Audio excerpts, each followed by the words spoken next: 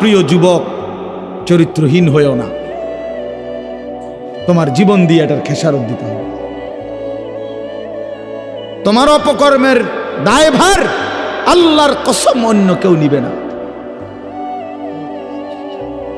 তোমার লাম্পট্য, তোমার অসভ্যতা, তোমার অসভ্যতার দায়ভার কেউ নিবে না, তোমাকেই সুদ দিতে হবে। বললাম না, এটা কর্জ, ঋণ, এটা সুদ, ঋণ সুদ করতে হয়, ঋণ সুদ দিতে হয়।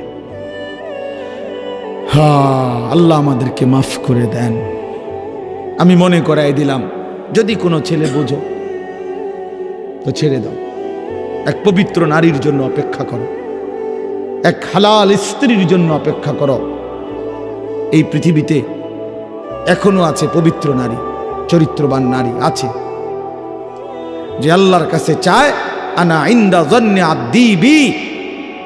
হাদিসে কুদসিতে আছে, আল্লাহ বলছে বান্দা আমার ব্যাপারে যেমনটা ধারণা করে আমি আমার বান্দার সাথে তেমন আচরণই করি, আমি তেমন আচরণ করি।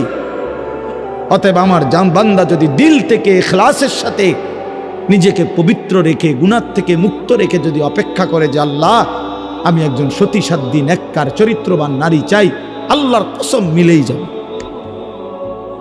মিলেই যাবে, কোনো সন্দেহ নেই, কোনো সন্দেহ নেই। তুমি যদি বলো কই ভালো মানুষ তো দেখি না, না তোমার কাছে ভালো মানুষ প্রত্যেকদিন তোমার কাছে আইয়া ঘুরতে হইব বা জানাইয়া যাইতে হইব যে ভাই চিনচিন নিয়ে আমি যে ভালো মানুষ, আপনার লিস্ট লিখকে রাখেন।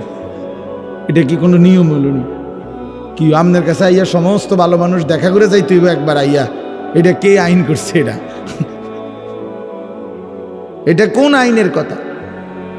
অনেক মানুষ দেখেন না, চা দোকানে বৈশা বিড়ি খাইতে খাইতে করতে ভালো মানুষ আসেনি অনেকের না, করতে পার ভালো মানুষ তো একমাত্র আমনে চাচা, পৃথিবীর শেষ ভালো মানুষ তো আমনে। আমনে এই যে বিড়ি খাবেন না, আমনে বিড়ির গন্ধে কাছে যাওন জানা, আমনেই পৃথিবীর আখেরি ভালো মানুষ। কোনো কারণে যদি আমনে মারা যান তো পৃথিবী শেষ না, এরপরে আর করতে গাইব, উনি তো টোয়াইয়ে পায় না। উনি চা দোয়ানে বইয়া বইয়া বিড়ি খায় আর ভালো মানুষ টোয়ায়, বেউকুফ কোথাকার। ভালো মানুষ কি আর বিড়ি খায়?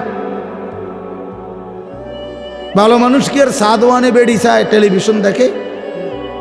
আল্লাহ আমাদেরকে আকল দান করেন, বিবেক দান করেন।